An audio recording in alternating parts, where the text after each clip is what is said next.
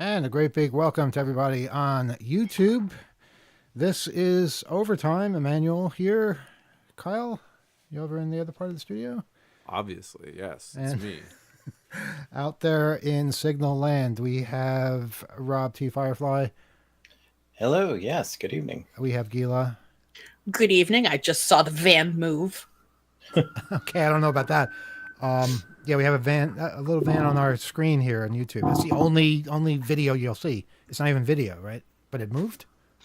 Do you want it to move again? I don't know what's going on. You can move the van? Oh my God, the van's Move gone. the van. Move Wow. the van. Okay, and we have Alex too. Alex, did you make it? Yes, waiting patiently during the van repartee And you've been having I for, see for an you're, introduction. you're wearing headphones, Alex. So that's great. Thank you for that. I wanted to ask, does this sound better? You sound great. Yeah, and you look like a professional. It might help. Okay. It might Yeah. help Well, everything. think about it. If you're not playing audio through your laptop speakers, it's definitely going to help. In Alex's defense, Well, of course. I think go ahead, our Carl. noise canceling from the previous Yes. software, which will not be mentioned, might have been What the hell's handled. going on there now? Whoever's moving. Can I furniture. please not be interrupted Yeah, for like stop moving a second? things. Yes, continue. I'm trying to hear you. We switched software, and there might not be the same noise canceling features with this software. That's my only point. So Okay, all if right. he had been doing things one way all along, our change may have made it more difficult for him to continue doing it the way he had always done. But I like the way he's doing it now. Yeah, that's more Yeah. pro. Look at him It's with like- the headphones on. Yeah. And I'll bet he won't mute himself nearly half as much. I don't know. We'll see about that. I don't know. That remains to be seen. But I will say though that I think noise cancellation does have something to do with it though, because I'd had the same setup before, but I just yesterday did a Mac OS update, and I think that might have changed the drivers or something that I'm using for this particular mic. Something definitely changed, because it's not just you that was having an echo. I was actually doing an interview about Virgil with a reporter earlier today, and they were like, "Why am I hearing an echo? Who's echoing?" And then it was me, but it was inexplicably it's not me. just me. It's every reporter. I know, but that's true. But I had done a test with Rob. I don't know if you remember that. Right before the show, I did a sound test with Rob, and I specifically asked, "Do you hear an echo?" Because I was on a call earlier, and he said no. He didn't hear an echo. For all of our sake and yours, make that a habit. Make that a regular thing. Just do that with Rob. Do whatever you have to do, just so you put it through its paces. Lest there be an update or something, we can adjust if we know what's going on. But checking for functionality, always a wonderful thing. I know all our listeners appreciate it. Okay, But it failed though. That was the problem. Yeah. We tested and we did not hear the echo, and then when on the air we heard the echo. All right, folks. Let's. I'm going to put a tone out now, and we're going to go live. So we don't want people hearing this crap about us doing our sound test. All right, we're live in 3. Okay, I got to reset the van. God damn it, Kyle.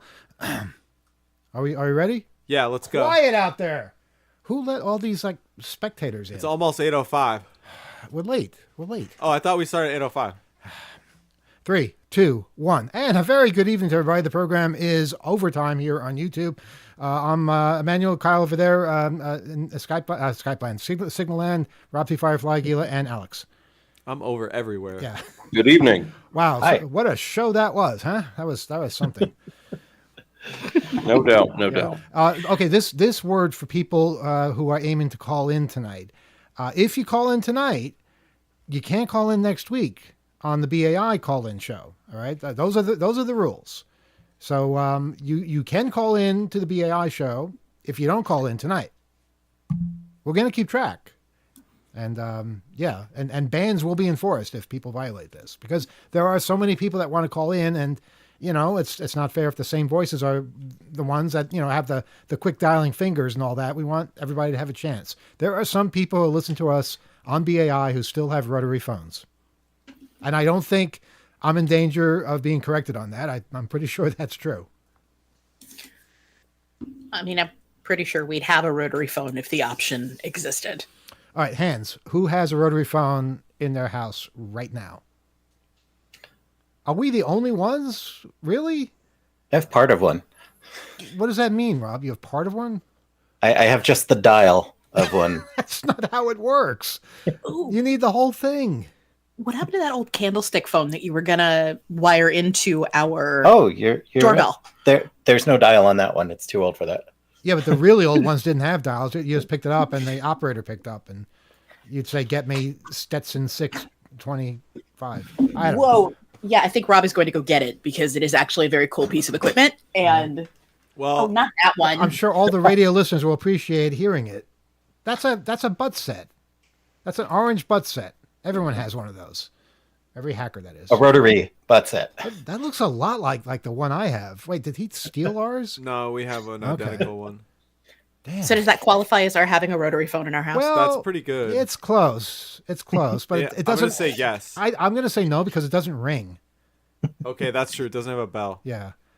If people are interested, getting analog telephone adapters and setting up rotary phones with equipment that can interpret pulse dialing is really fun, and it can make older phones really useful with, say you have a cable line or a regular landline, or you're implementing something with voice over IP. All of those phones still work on those systems, and if you manage to, if you get, a phone call, you could just pick up an extension like it was installed in the old telephone network. So these are not useless items. They can be repurposed and even made wireless. Yeah, there are enough microcontrollers out there with wireless abilities. You could probably set up your own wireless rotary phone. Kyle, can I go down the hall and call into the show on one of the rotary phones just to demonstrate the sound differences between today and yesteryear? I'm not going to stop you. You can. You can say I might no. not have like all the most interesting things to say. I guess I can make pleasant conversation with our guests. Oh yeah, to a degree. Yeah. You'll run out probably in about 45 seconds. I mean, there's one right there, not even like 3 steps outside the door. Although I think that's a different line. I have one in particular. Yeah, go grab that one. Yeah. The 302 or the 50. Oh, I could go for really old, for the 1940s. I could do Yeah. that. Well, let me see what I can do. Those are on a crate under the copier. Yeah, and we wonder why Rebel calls in with these like bizarre exercises for us to engage in, right? Well- We're just encouraging this kind of behavior here, Kyle. Well, playfulness on the telephones, it's totally encouraged, and Absolutely. I think we even have a network. There's a lot of lines and phone wiring that isn't used anymore, and I've set up. We have at least 4 of those running on a battery as an intercom. They don't have ringing ability yet, but people basically come up to us and like say, "Hey, I've got this bag of phones," and we've basically acquired a lot of old phones, and I think this is a common thing. Many people will get telephones and basically begin collecting without actually consciously trying to. They're interesting objects nonetheless, right? And somebody in the chat had asked whether rotary phones still work. And I think the interesting thing about rotary phones is so long as you're connected to a copper line, right, that's connected into the telephone system, Yeah, a rotary phone should always work because you dial it by hitting the switch hook. Right. It's just basically hanging the phone up and down really quickly using a switch hook, which is how you dial those numbers. Exactly, like modern modems, like cable modems, anything running like the DOCSIS stuff that has the ability to offer phone service. A lot of those can interpret pulse dialing signals, and as I said, ATA, analog telephone adapters, which are used to make analog phones IP capable. Let's say basically allowing them to connect over IP networks. Those are often used to bring them into like a voice over IP setup. And it's interesting too because there are very good reasons to keep pulse dialing active. Not just so people can hook old phones to it, but there's like old emergency equipment connected to the phone network that would still use pulse dialing to get out like vital calls, like certain, I believe, phones in things like elevators and things like that, where you press an emergency button and it connects you to help. There are, I believe, still some of those out there in the world that would use pulse dialing to do that.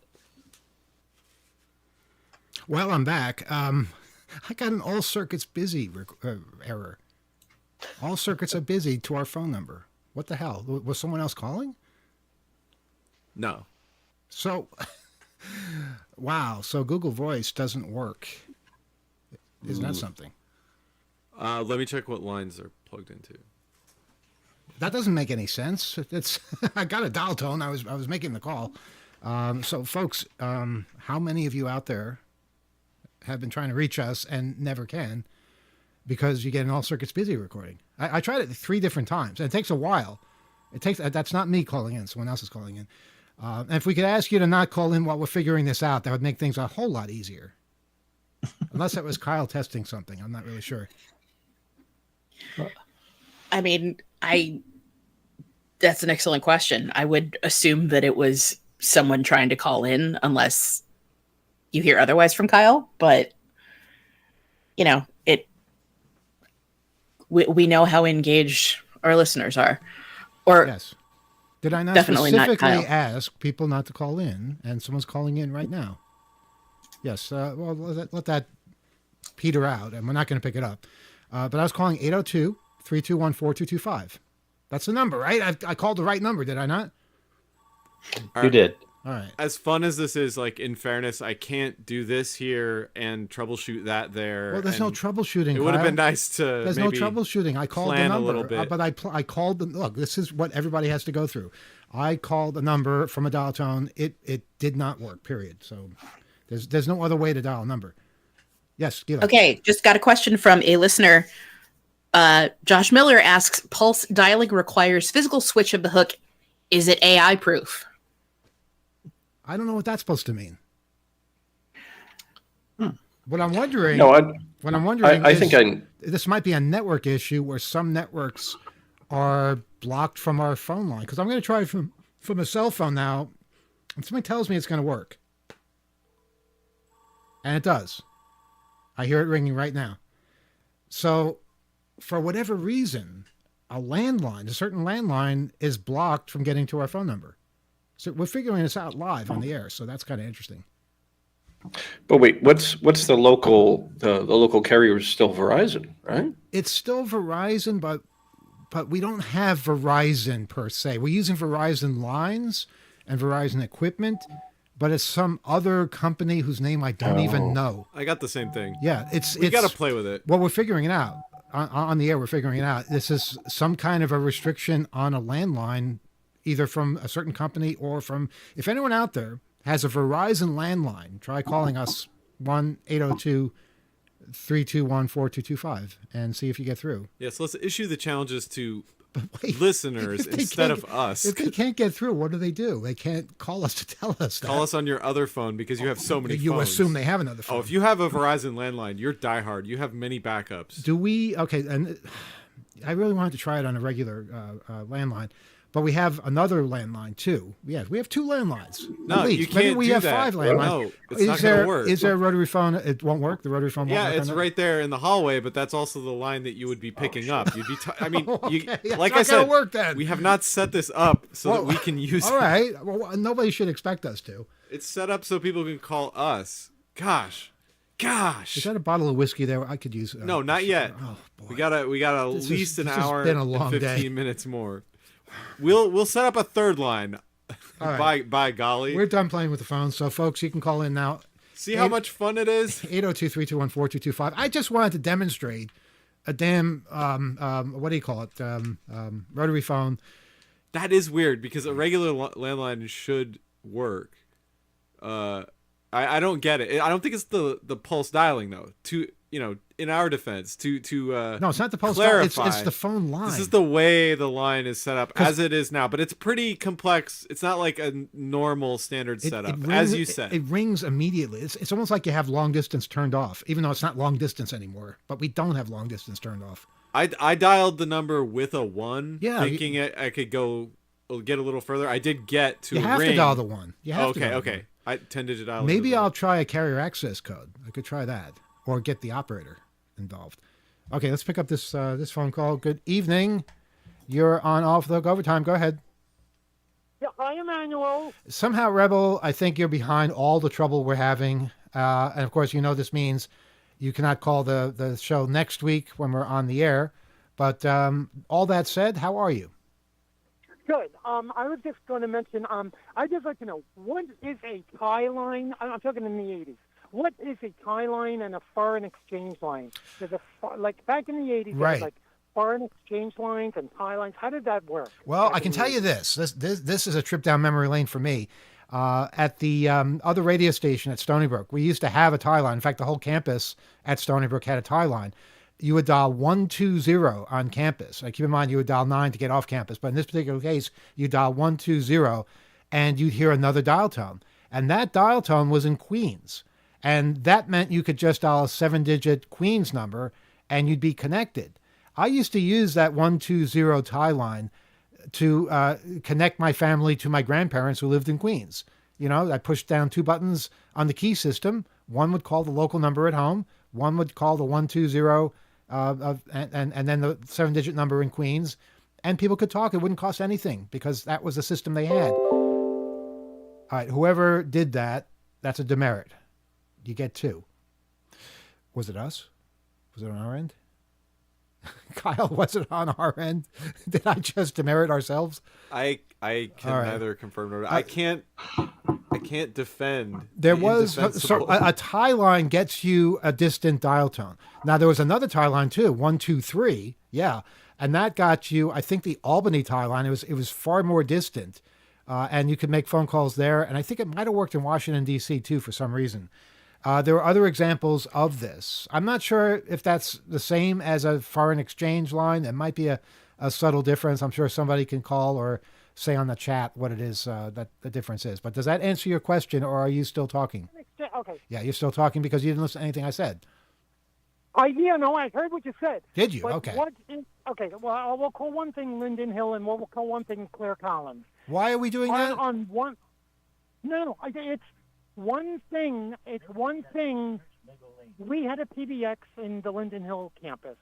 You dial 9 to get an outside line, Okay. and then you dial 8 for the tie line, which you could get 8, and you get the Claire Collins campus, the different campus. Oh. You get their PBX. That's like a tie Wait, line, question. right? When you say you dial 9, then you dial 8. You don't dial 8 after the 9. You dial 8 instead of the 9, right? No. You dial 9 to get an outside line, but if you wanted to get the other campus, if you wanted to dial somebody in the other campus, you dial 8 to get their PBX. Instead, and yes. dial Okay, that extensions on makes perfect sense. That's a tie line, right? I believe it is. Someone correct me if I'm wrong, but that, yeah. Okay, but what is a foreign exchange line? That's what I don't know the difference between the two, because it sounds like it's the same thing, but it probably isn't. Okay, so you don't know what it's like a line in a distance, Well- like a line in New York with a. We can theorize, or Gila might have the answer because she's raising her hand. Go ahead, Gila. No, I was just going to ask if it's when a phone from a different country comes to live in your house for a while. This is a serious program, Gila. We may call it overtime, but it's not a hockey game. It's an actual program where we try to educate people. All right. I'm sorry, Rebel. I'm sorry for the childish antics that go on here sometimes. Rebel, you're being drowned out, and I kind of like it. But please keep talking. What about when you call something like an airline and like you call it like an 800 number, and then it's like all representatives are busy, but like they have a location in Atlanta, one in Pittsburgh, one in Dallas, like they route you to the nearest who is available. How does that work, and what's that called? I don't know what that's called, but you just made me think airline would have been a great way of describing a phone line that was a cellular phone if it weren't for actual airlines already using the word. That would have been something. Landline and airline. Wouldn't that have been cool? In a different world, that would work. As for how they route you to the nearest representative, I imagine they have technology that knows, reads your area code and puts you in touch with the person that is likely to be familiar with the area that you're in. Just a theory. No, like back in the 80s, I would call like U.S. Air. And maybe they have an office in Pittsburgh, they have an office in Charlotte, maybe they have an office in, I don't know, New York City. And when you call it, if all the people in Charlotte are busy, or New York City, they'll connect you to Charlotte. If they're busy, then they'll connect you to, you know what I mean? It's called programming. Yeah, they just program. If this is the case, then it'll do that. Yeah, I guess, that's how they do it. Gila, do you have an answer this time? I have actually put away childish folly, and I have a real answer. Oh, okay. Okay, I found a document from AT&T titled Foreign Exchange, and here's the information that I have. Foreign exchange is offered when an end user requests a telephone number from a different central office, and the exchange is located within the same local access and transport area. There are 3 types of foreign exchange. Foreign exchange service provides telephone number and dial tone from an exchange other than the exchange normally serving the customer's location. Mm-hmm. Foreign district area service provides a telephone number and dial tone from a district area other than the district area normally serving the customer's location within the same exchange. Or foreign prefix service, providing a telephone number and dial tone from a central office other than the central office normally serving the customer's location within the same primary exchange. So it sounds like it's distance related. Yeah, like their customer line is basically patched or like cross-connected on from one central office to another, bypassing the sorts of billing and call setup stuff in that local central office. They're just basically that those pair are connected to a trunk or something that goes directly to a distant office for all of those calls to be handled there, not in the nearest proximity as is normally done with the plain telephone network. Yeah, and I imagine this is all related to the crazy ass billing they used to have with the phone company, where basically, there were regions, and you could be right next to a different region, and if you called a number there, just across the street, you'd have to pay per minute. And, calling Queens from Long Island is considered long distance, and it was a different time. So you had to do things like this, especially if you were a business with a lot of contacts in a different region. You didn't want to have to pay for every single call and every single minute. You would have a dedicated line that you could use and simply pay a set fee for that. So hopefully, Rebel, that answers your question.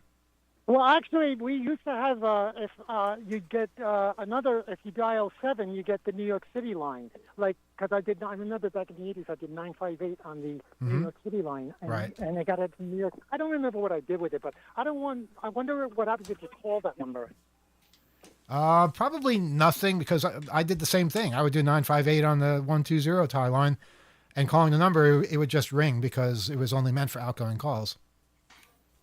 Right. So the Westchester County line, you dial a certain number to get out, and then we get you a New York City dial tone.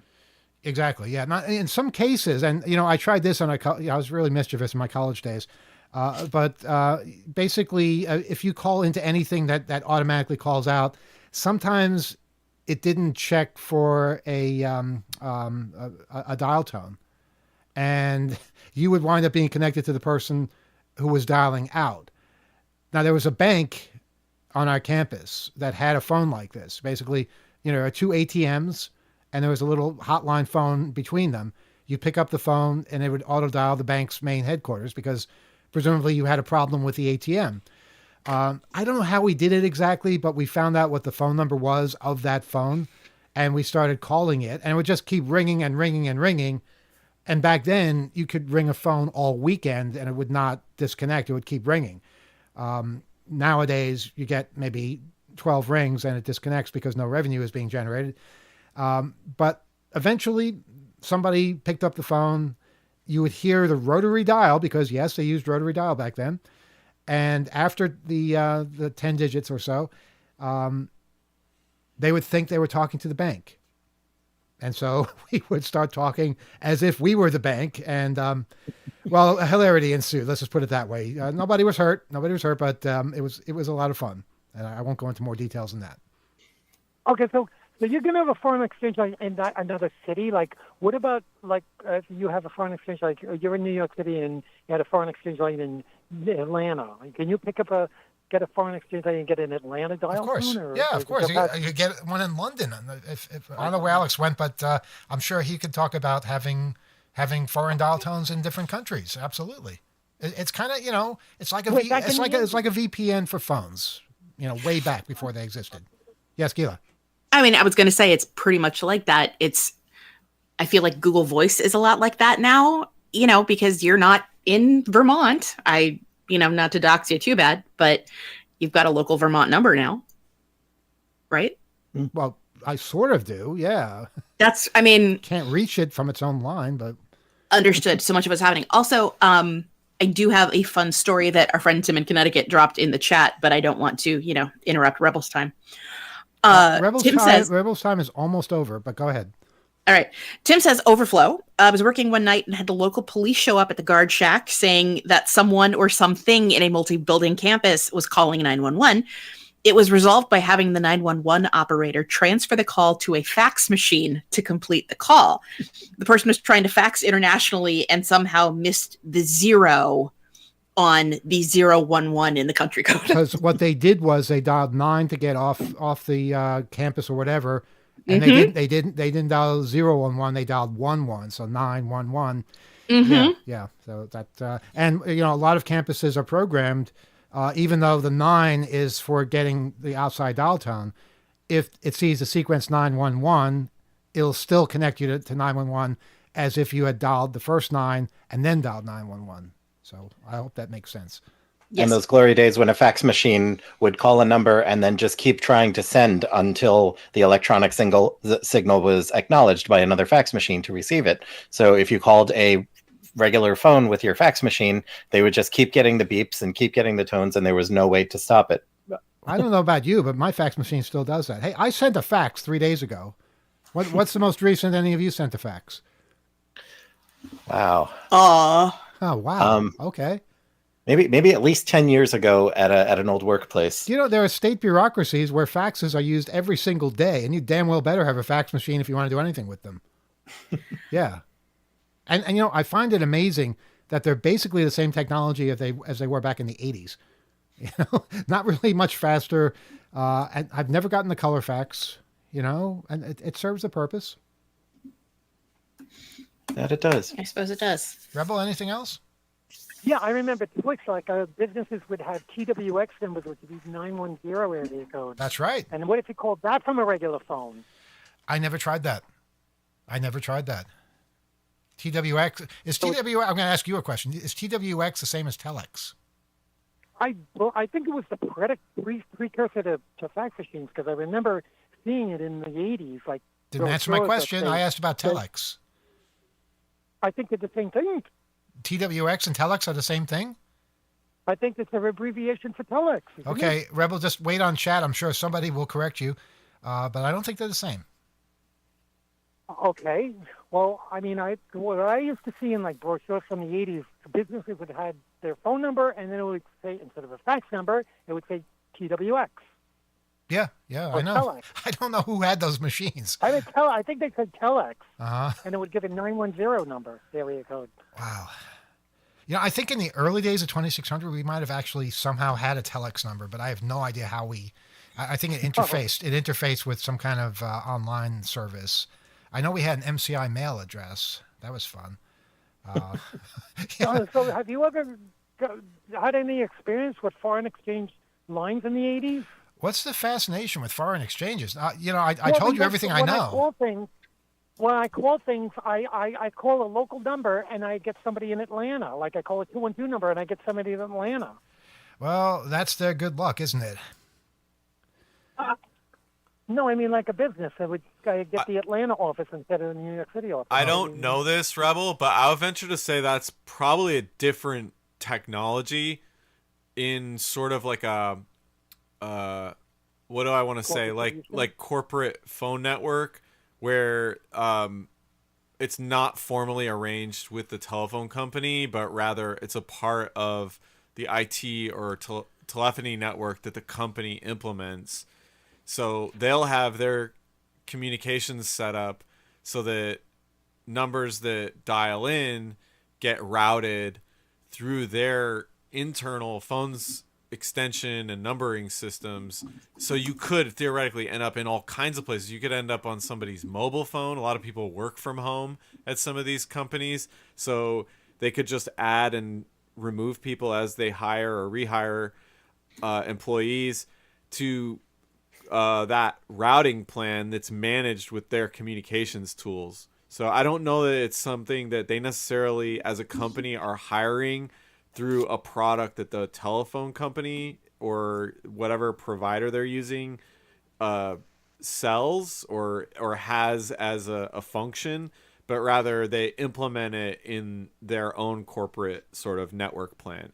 I don't know that, but I would guess that it's become so democratized and so affordable that the company themselves can manage their phones in ways that allow them that kind of flexibility. It's really desirable, and they don't want to be paying extra fees to do it. They probably just pay for whatever minimum thing they need to get outside lines from a telephone provider to have a functioning number, and then do the rest themselves virtually. Rob, go ahead. So to answer the earlier question, TWX is Telex. Telex is the underlying technology, and TWX was AT&T's name for their Telex service. And do you want to guess what TWX stood for? Twix? Close. Teletypewriter Exchange Service. All right, Rebel, we've given you a lot of information tonight. Please Okay. process it. And What about Centrex service? what about it? What is that? I mean, it reminds me of that. Like maybe like all the people, if I call a number in like a local New York City, and maybe all the people in New York City are busy, and then it routes to another city or another location. I don't think that's what Centrex is. Centrex is like a PBX, but a big one. And it was run by the actual phone companies, Bell System, Baby Bells, that kind of thing. But we're going to leave it there because we want to open up the phone lines to somebody else. And can we get Alex back? Where'd Alex go? Alex, unfortunately, was called away on an emergency and will be away for the rest of the show. This happens every week. I'm trying to sense a pattern here. It's either an airplane, it's either a foreign country, or it's an emergency of one sort or another. Wednesdays. Yeah. All right. 802-321-4225 is our phone number. And while we're waiting on another call to that, I can just remind folks that the WBAI pledge drive is ongoing. And if you'd like to go to buddy.wbai.org, you could become part of what keeps us going, what keeps us doing what we do on the airwaves, also here on Overtime, and everywhere we do things. And it's more important than ever to give that a look in if you can help us out. buddy.wbai.org. And the fact that we're asking you to do that while not even on WBAI should tell you that we mean it. It's not just something that we're doing because we're forced to do it, because we're not forced. We believe in this. And if we see you in the street, we will say it. We will say, have you called WBAI and pledged your support? Sure, some people are annoyed by that and find it very aggravating when we won't talk about anything else. But it has to be said because WBAI is an essential voice and it needs to be preserved, maintained. It needs to thrive because God knows what's waiting for us in the weeks, months, years ahead. Boy. Okay. Sorry. I'm just thinking about some of that. And you dread turning on the news to find out what's going on now. That case of this poor guy who was sent to El Salvador by mistake, has every right to be in this country, has a family, and the Trump administration admitted it was a mistake and basically said there's nothing we can do. There's nothing we can do. So you're basically saying if somehow Trump wound up in El Salvador, there's nothing we can do to get him back. Good to know. Let's arrange a trip. But for God's sake, don't lie to us. This is pure evil that you would kidnap somebody, put them in a foreign country, in a prison, a horrible maximum security prison, and say that you're powerless to rectify your mistake. It's just, it boggles the imagination. I mean, think about it. You expect us to believe that you cannot talk to the people running the prison in El Salvador, who you talked to before in order to get permission to bring all these people there, but you can't talk to them to get one back. It's just, how dumb do they think we are? and now people in the administration are starting to hint at something that we've been talking about, that, doesn't matter if you're an immigrant. American citizens will soon be eligible to be sent to foreign prisons. People born in this country. Now, they'll start by saying violent criminals, and we'll all say, yeah, you know what? Send the violent criminals there. We don't care. and then they'll keep expanding it. And eventually it'll just be anyone they feel like. So we better wake up. Well, we don't have enough prisons in this country? I mean, are you kidding? Well, think about This it. whole country is practically... all right. Getting them completely out of the country and forgotten about. Nobody's going to visit them in El Salvador or wherever we wind up sending people. It's tantamount to torture, and it's something that would have been inconceivable, unimaginable just even a year ago. We talked about normalization, how kids become normalized, or how things become normalized to kids that we think are unusual, like surveillance cameras everywhere, all sorts of things. This is one of those things. It's very, very dangerous. Sorry, I didn't mean to go down such a dark road. It just came up. Go ahead, Gil. No, I feel like that's kind of just the state of affairs of the world right now. Did want to share a comment from the chat, which want to thank everybody who's chiming in with information about Telex. This is just fun from YurMaw419. Telex and TWX could not communicate directly with one another because the keyboard coding schemes and transmission speeds were different for the two systems. Of course they were. I just think that's pretty spiffy. Some things never change. Also, we're talking about people thinking that driver's licenses from other states were fake because talking about fax machines, and a listener whose name I'm so not even going to try to read because it's, what is that called? What is what called? The type of I'm not sure. with the zero and the X and the lead speak. Yeah, that. It's a lot. So talking about faxing and trying to renew a driver's license by fax, and they just didn't. And then I made me think of how my driver's license, when I first got one, was printed on a dot matrix printer and then laminated in the office. And yeah, speaking of overflow, it was overflow. Speaking of driver's licenses, you are aware of this Real ID deadline that's looming. In 1 month, you will have to have a Real ID driver's license, or you won't be able to fly within the country. Or you can get a passport card. That's the same thing somehow. But people are scrambling. People are actually, I heard about this. People are selling DMV appointments to other people so that they don't miss the deadline. It's that hard to get an appointment to get a Real ID. And the Real ID contains more information about you. It's more security. Again, this is something that I don't think we would have considered normal only a little while ago. And now everyone's got to have one. Okay, so I'm going to push back on that a teeny tiny bit, because the Real ID, they've been saying this for a few years. Real ID was supposed to get rolled out like this in 2021, I want to say.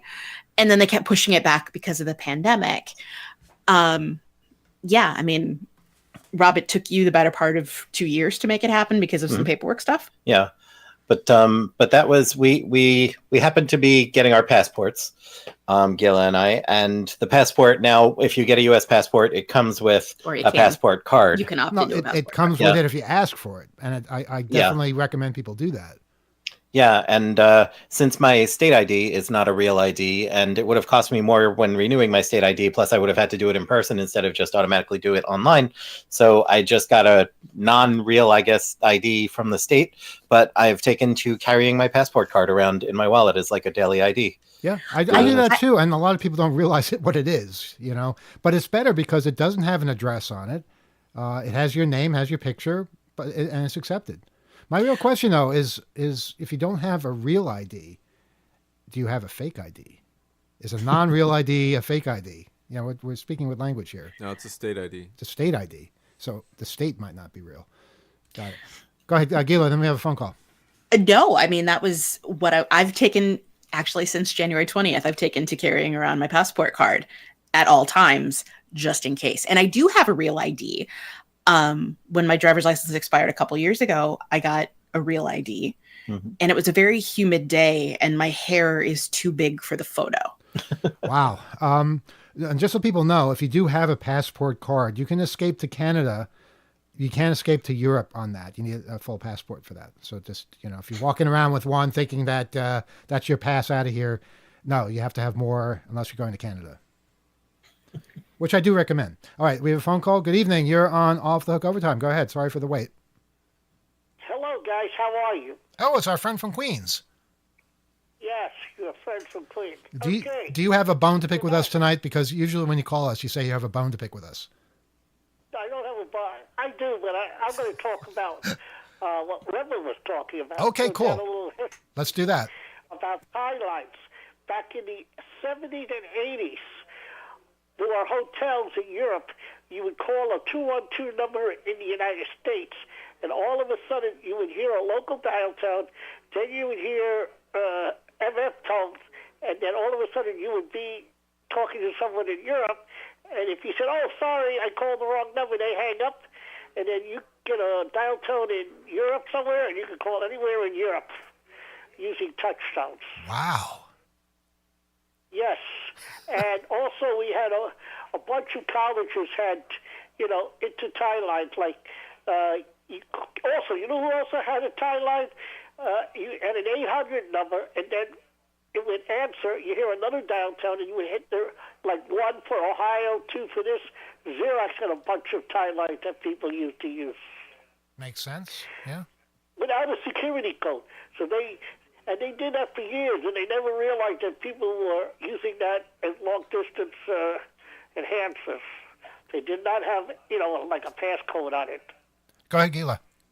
We're getting word from the chat that they can hear us fine, but the callers have been low. So if we can crank up the callers at all, that would be good. I will try. Thank you. Well, am I sounding low? Well, now you're sounding high. Yeah, I was just going to say that Xerox had it and General Motors. General Motors also had it. If you hit 8, you would be connected to a local radio station to listen to their ads. General Motors would allow their executives to call in on an 800 number and then listen to different ads throughout the country. And then if you hit 99, and this was back in the mid-80s, you would be able to make calls anywhere in the country free. I remember. I remember a General Motors 800 number is called TravelNet, and it was a great way to make phone calls all over the place. Yeah, good times. Yeah, but today, you don't have pipelines anymore. Everything is internet-based. So if you call a company in New York, they have, and by the way, phone numbers don't, just like IP addresses, doesn't mean that it's going to be in New York. I can have a 212 number and transport it to a cell phone in Ohio somewhere. So, just because I say to you, okay, 212 or 312, which is Chicago, in today's world, it has no more meaning because the national number plan no longer really exists, except, that was administrated by Bell Telephone, AT&T. Mm-hmm. But now it doesn't really matter anymore. I hear you, and I mourn the loss of that because it was one of the coolest systems ever. Well, they did a great job, but you know what you do, and by the way, in the old days, area codes either had a 1 or a 0, so the computer, the relay stuff could say, okay, I see 310, I know that's going to be, I got to get 7 more digits, that's an area code. But today, an area code could be anything. I see you can have 486 or 789, stuff like that. So, you mentioned 310. That's one of the later ones because it used to be that it couldn't be 0 as the third number, but they expanded to that first. I think 210, right. San Antonio was one of them. And then it was like pretty much anything goes. And that's when the magic was lost. Right. And, listen, they started when they, 718, 212, they ran out of, and you know what, they did it so stupidly. The, the Federal Communications Commission said there was something about where they couldn't just add another area code. They had some crazy rules, but just to say, a lot of history back then, and a lot of stuff which is kludged together, like making the way they would have MF tones. All right, guys, look, have a great evening. Do I have a bone to pick with you tonight? I'd rather just talk about technology. I agree. I agree. I agree. Did we just hear Morse code? Yes, you just heard an FM repeater. Okay. You heard my FM repeater just come up in the background. Cool. All right, well, keep doing what you do. Well, I got to reset. I'm laying here on my bed in my bedroom, and I got a couple of receivers listening, and he just heard a repeater just ID. Wow, that's awesome. Yeah, but listen, I don't agree with you on everything you guys do, but hey, I'm not here to bust your chops. Likewise. You know what? There's just too much crap going on. Mm-hmm. You know what? My head's burning out from all of this stuff. Yeah. I feel like I'm going to show out pretty soon because of all of this BS. So I'd rather talk about technology. At least it's pleasing. Well, yeah, you said it. Yes, no argument there. All right, hey, you have a great night. We'll talk to you next time. Okay, buddy. Bye-bye. Take care.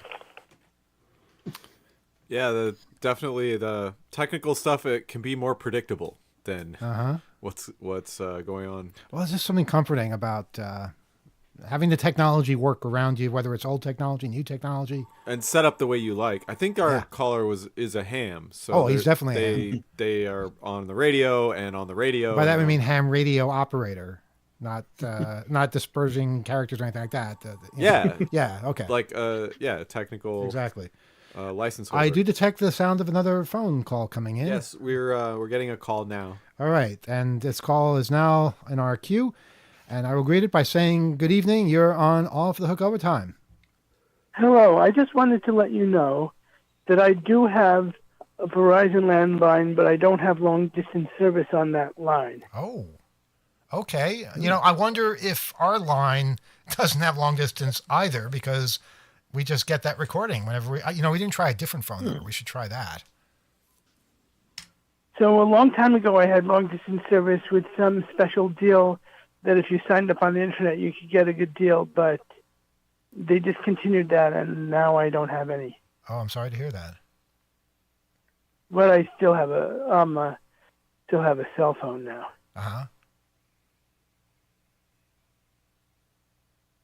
Is that it? So this is a call from not the landline, though, just to be right. clear. Right. Okay. They don't have long distance. You do have an 800 number or a toll-free number. Yes, I don't know if we get...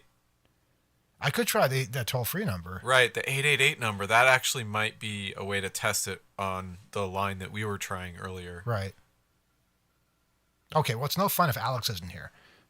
So we'll have to do it when he's back. Is there anything else?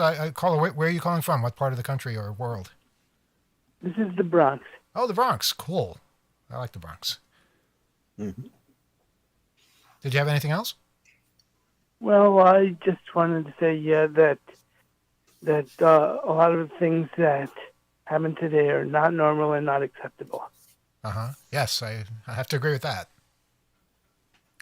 Yeah. But Amen. I called mainly to tell you what you asked about trying with the Verizon landline. Yeah, thanks for clearing it up. Are you saying though from the Bronx it's long distance to call? Yeah, I guess so. To call Vermont, it would be long distance, even though we're not in Vermont. That's funny. We've had other callers that have noticed similar things in the degradation, or the sort of deals drying up as far as what is offered for those kinds of lines. I have to say, you have a pretty good connection. This is a cell phone you're calling us on? It is. Wow, you've a good connection somehow, because I hear a lot of bad connections, and this one is actually pretty good. That's good. Yeah. Well, definitely keep listening and raise some hell in order to get the tranquility that you so desire. Well said. Thank you. Thank you for your call. And Gila, go ahead. I have a message for Kyle. A listener named Eric Griswold says, "Tell Kyle I went up to the Connections Museum in Seattle and it was awesome, worth a visit." That's fantastic. I'm glad that they did.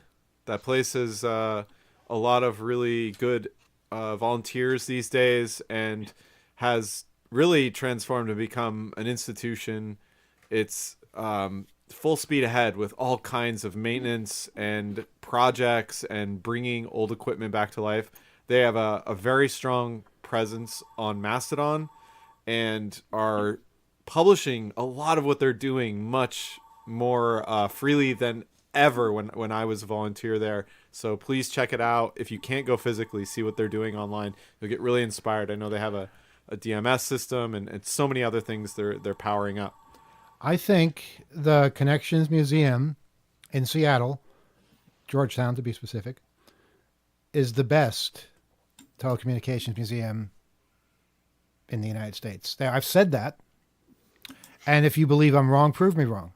Tell me of a better one. I'm not going to stop you. Well, of course, you're not going to stop me. No, I'm totally That's biased. your old stomping grounds. I love that place. But I've been there, I've seen it, and I've experienced it, and I say that.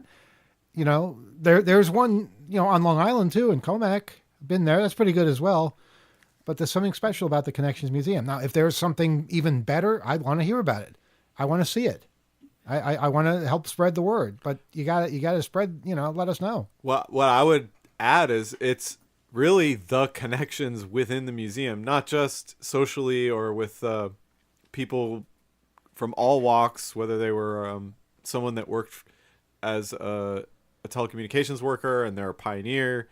I think that internally within that museum, the way things are strung together, the way the different examples of equipment from different periods that were in central offices all over the state of Washington and all over the country in much in the same way as they were installed all over the country. They're incredibly illustrative of how it actually works, how call setup works from era to era, whether it's like a panel or like electromechanical stuff or the crossbar systems with relays and all of that. It's so complex to actually see it working when you can amazing. actually see and hear it. Yeah. And the sense of hearing if the central office is working, it was something that I learned in being there and being around some of the pioneers that were volunteering at the time. We're talking about telephone pioneers, which are people who used to work for the phone company. Retirees mostly. Right. It's not the case anymore. There's a new generation and a lot of newer volunteers that are incredibly knowledgeable, some of which have not actually worked for the telephone system proper as it was. It's good to mix those two communities because it absolutely had they each have such knowledge and enthusiasm too. That was a lot of incredible work that was done to embrace that curiosity, and people like me were able to go there and hear those stories and actually get what they were saying when okay, you know, you hear something change in the crossbars or some aspect of the system makes a different sound. You got the sense of what it was like years ago when in a place that was just humming with noises and clicks of relays and things like that. So if you want to see how things connect, and a lot of these different switches that are examples there from different eras connect to one another in the museum, and that's the real, I think, magic of how that those demonstrations are set up, and really it earns the title of the Connections Museum. There's a lot of connections there. We have as connections with X's, by the way, so to keep that in mind. We have a phone call. Good evening. You're on Off the Hook Overtime. Hi, it's Bobcat. Hey, are you going to hang up on me? Do you want us to? Is that your thing? No, that would be a bad thing. You hung up on me last month. I didn't know I wasn't supposed to call in because I wasn't listening. Oh, yeah, because you called the radio station after call. Yeah, we have rules. I didn't hear the rules. All right. But, okay. First, I'm also shadow banned in the chat on the YouTube. That would be nice if you remove that. Okay, I have no authority over that, and that's another issue, but go ahead. Okay. The most important thing I have to say is for Rob, but we're going to save that for another minute from now. The what? First, it's for Rob T. Firefly. Oh, it's for Rob. Okay. Yes. I'll save that. Okay. Chris Krebs is not being investigated for treason. He's being investigated for abusing his federal authority, which he did by announcing 2 days after the election that it was the perfectly free and fair with no investigation. Okay, you don't do that. Anybody who's done forensics knows let's take some time and figure things out. Okay, you can look through the whole history of that if you'd like. Another thing, I'm sorry Alex is not on, but we need to get pardons for everybody who's been convicted of cryptocurrency garbage, like Chris Bowden. Look up Chris Bowden, captain, who's in Minnesota, who got put in prison for trading several $1,000s worth of Bitcoin back in the early days of Bitcoin. But he didn't care. He didn't know that if someone said, "Oh, I'm a coke dealer," that you shouldn't sell him crypto, because he was like, "It's just it's just money." But he got convicted for money laundering, and he spent time in prison. Okay, he was running a hackerspace that was amazing, and he went to prison for that. Chris Bowden. So look that up. Now let's go. We'll go right to Rob. Rob, okay. You rage quit X. Mm-hmm. You deleted your account. Yes. I own your account. I'm you, and you should go on there right now and try to figure out what's the password to get your account back. Because I'm just going to keep posting pictures of little X, Elon's son, Trump's grandson, apparently. And you should just never rage quit things. It's bad security. You park it, you don't rage quit. Hang on. So basically, what if Rob had never had an account on Twitter? Are you saying we're required to have accounts everywhere because somebody could impersonate us? Everybody can be impersonated, but there's links everywhere, all over the internet, even from Rob's original Twitter account, linking to the account that I now own. That's not much of an accomplishment, really. We can be you as well. It's that's the nature of it. Yeah, I can address this. So what Bobcat is saying, for those not following, is he took the screen name that used to be mine on Twitter, and he's asking me if I want to get it back by guessing the password, and the answer is no, I don't want to be on Twitter, and that's why that account was deleted. So, if you want to be Rob T. Firefly on there, I guess there's not a hell of a lot I'm going to do about it. But, if that's the sort of thing you need to do with your time, feel free. But it's, it's not going to get me to guess this password or play around with it, because, I also, long ago, I quit a job. I no longer go to that place. You want to try showing up as Rob T. Firefly at his job? That'd be, let's just make this complete. Why not? I'm not sure what the end game is here of what you're trying to do here, Bobcat. No end game, Rob. I'm being nice to you. I'm telling you made a mistake. This is you being nice? Wow. Okay.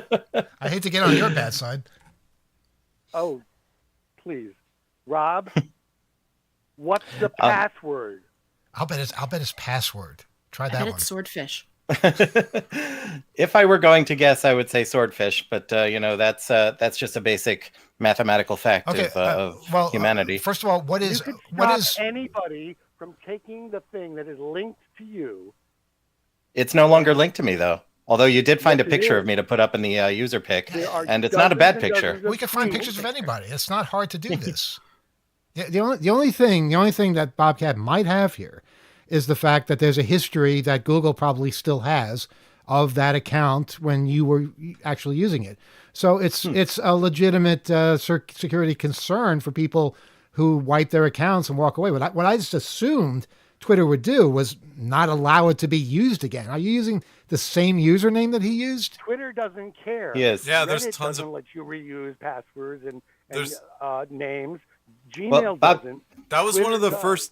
first things that happened, though, when Twitter was bought, is that parody accounts were like running rampant. Right, so I know this that. is kind of basically fits the. I don't know. It tracks with what Twitter is right now. But for accounts that are not used anymore, they don't allow you to just, take them over. I know we've been trying to get Hope on Twitter for years. We don't care anymore. But that particular account had not been used in years. And Twitter's own rules, this is actually pre-Musk, said that after a certain amount of time, you could simply ask for the account if it wasn't being used. And they don't do that. And that account is just sitting there forever. Now, in this particular case, the account was deleted, but I still think, it's only fair to not just let anybody grab it, because you see things like this will happen. I should let Bobcat know that I also have in the past deleted my Reddit account, my LiveJournal account, my MySpace. And don't forget your dating apps. Oh yeah, my old dating apps, dude. You gotta get on those because. Rob, do you mind if we open this up to everybody so that they can all guess your password, and maybe somebody can grab your account and lock it so that nobody does this again? If anybody would like to, Bobcat, since this is your account, are you going to grant public permission for folks to? Well, you asking permission to use your own name. It's your name. You don't have to ask permission. It's not my account though. It's Bobcat's, and I don't want to go granting permission for things that he owns. I don't think he was counting on that kind of a response. Yes, I was. Okay, all right. Well, then the question stands: do you grant permission for anybody? Rob, if you didn't grab your account already, someone else has taken it. You mean someone got the password already? Are you kidding me? I don't know what's going on. I set it up so he could take it back and not. I don't want it back, dude. I don't think you have a say. You don't have to use it. I don't want it. I don't want. What's wrong with you? You want people to have your ID and then do whatever they want with it. It's a Twitter account. I'll tell you what my ID is. My ID is my own personal website, which has a page on it linking to all the social media I do use. There's a note on there that I'm no longer on Twitter, and so people looking for me out there can read that and know that they're not going to find me. Yeah, that's only if they go to your website, though. If they go to your Twitter account, they're going to get this. So it's not my Twitter account anymore. Yeah, but they might think it is. So now this favor Bobcat was doing has turned into an actual issue that someone else has it because they guessed the password. Wow, this is turning into something big.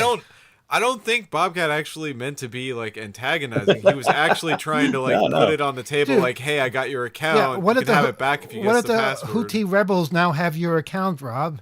I worry about things. No, like I don't dispute. I don't think Rob couldn't care any more or less than he did at the beginning of this call. I understood that. It's still now in even further removed hands, if that makes sense. Yeah. Well, maybe you could sue Twitter for impersonating you. I wonder if I could report myself to Twitter for not being myself. Yeah, do that. We're sorry, Bobcat, for misreading, your offer. Okay. Here's the thing: Rob's original Twitter account, which still exists, Rob T Firefly, no spaces, no underscores. That's not my original account, though. I'll tell you what that is. That's an account that somebody out there made at some point during the heyday of Twitter because they kept trying to find me on there, and that was not my account name. So they put that up with some spare address. Wait, somebody trying to find you put up an account with your name on it? Yeah, this was in very early days of Twitter. They put up an account because, my username was Rob_T_Firefly. And somebody else was like, I was trying to find you at Rob T Firefly without underscores and you weren't there. So I put up this page and all it said was that, this isn't Rob T Firefly. He's over at this other one and put up my correct screen name. So yeah, that was not my original account. People keep doing you weird favors that I don't understand. They really do. Yeah, the internet is full of weird favors. Yeah, it's like, you don't live in this neighborhood, but I'm going to buy a house and put your name on it so people can find. It's just really weird. I mean, look somebody up and find them the usual ways. Wait. Bobcat, is it the no space Rob T Firefly? That's the account that you acquired? No, he acquired my actual former username with the underscores, which Rob said earlier. I'm sorry, Bobcat. Say that again. Rob T Firefly with no spaces. Can you just repeat that one more time because we were talking over each other? Okay, Rob_T_Firefly. That's the account you have. Rob's account. Okay. Was Rob's account. So like Pam, we all know Pam, Well, we talk to don't him all about know. going to Jim Vicence's memorial service. So that if you go to her, it says that thing, and then you click on it, and it goes to the one I now own that he used to own. And now usernames are not the same as user IDs. Correct. User IDs are a number in Twitter. So that will never match. But anything anyone ever said to Rob, if someone goes back and looks through time, it will go to the account that he owned that I now own. Wait, are you saying you getting this account, you now have access to all his previous messages? No. Oh. Because that's connected to the user ID. My number. public @, I think, is now @ to this new account. So other people pinging me on Twitter publicly are now pinging this new account that is not me. Exactly. Yeah. And now that makes it very bad that you can be abused because some stranger now has your number. Now, if you didn't figure it out yet, sign on and put in the proper password. Someone else who's listening to us will grab it. And all hopefully, right, well, go for it. Do the right Anyone thing. who wants. Hopefully do the right thing like I did and tell him about it. Yeah. Okay. Well, this has been interesting. Thank you for a most entertaining hacking, conversation. It's hacking too. It's a form of hacking. Yeah, I'll give you that. Well, it's also a lesson in how to strategize, like how to manage changing over. And there's different implications and different ways some of these platforms are structured. So right. Yeah, it's when somebody deletes something, someone else can make something again with the same name. I think we knew that, but seeing it actually happen, maybe it'll give. Obviously, everybody did not know that. Well, I think Rob might have known that. I don't know. We'll interrogate him further. But thanks for the by call the way, and for Rob, go ahead. Rob, we both know a famous female engineer who did the same thing, and I got her name too. And rage quitting is a bad idea. Think about the security problems when you just kill yourself on an internet site. How many people are you being on Twitter now, Bobcat? I'm like 90 people on the phone, but I'm like 3 people on Twitter. Oh boy. Okay. Take yourself back, President of Huxley College. Sage words. All right. Thanks for all that. We have a lot to think about and reminisce about too. But okay, cool. That's going to pretty much do it for us here on Overtime. It's been an entertaining hour and change. Any final words from anybody? I will say the general consensus from the chat is that they are not impressed. Cheers to people to Overflow who said, "Hey, I saw you were at work, so I cleaned your house for you." And XX who said, "Hey, you weren't in your car, so I drove it around for you." Yeah, I believe that. I also personally am underwhelmed by this particular act of care for your particular. Well, you know what it feels. It's like if I had an apartment that I lived in long ago, and there are quite a few of those in the world, and somebody else was like, "Well, I live in that apartment now, so I'm going to tell people I'm Rob and I live here." Also, well, he's telling you that he's telling Rob that he's Rob, and he lives there. It's bad enough being one of me. I was gonna say, doesn't mean he has to move in with us because there's not a lot of space here. To clarify the other point that was made in that previous call, yes, he's right. Miles Taylor is the person that Trump is accusing of being a traitor to the country. Chris Krebs was accused of, of being a wise guy as well as a fraud and a disgrace. Wasn't he appointed by Trump? Yeah, he was. But either way, having an executive order to investigate you can ruin your life. Okay, so maybe treason isn't on the table right now. Nothing to say it can't be in the future. This is unhinged behavior, and it's something that's really, really disturbing, and it's also a portent of what's to come if we don't get our act together. I look forward to new callers next week. Hopefully people in the chat or on YouTube are able to listen to WBAI at 7 p.m. Eastern time next week. We'll be taking calls there. So if you have a question or you'd like to make a comment or you're just up for chatting based on whatever we're talking about next week, and oh my gosh, who knows what it'll be next week. But yeah, please, if you've never called before, we'd love to hear from you. We'd love to broadcast your beautiful voices far and wide from 99.5 on WBAI as well. I'm not sure if we'll be overtime. No, we won't be overtime. No, there's no overtime when we do this. Thereafter, you're always welcome to be a new fresh face caller here on YouTube. We love talking to people, regulars and brand new people that are out there. Thanks for all of your comments, and thanks for exploring telephone museums and the telephone network proper. It has changed a lot, but it's also very similar to the way it was. There's the taking old stuff, just like it's just old. Let's just leave it. Yeah, it's phone network. Just leave it. I mean, that's more work. We'll just charge the customers. And yeah, the telephone company always gets their money. That's true. So yeah. So the more things change, the more they're the same. And that's a good note to end on, I think. Please write to us at Off the Hook, oth@2600.com.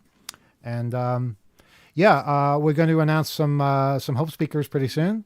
You're still welcome to submit your talk ideas and presentations. Go to hope.net for all the instructions.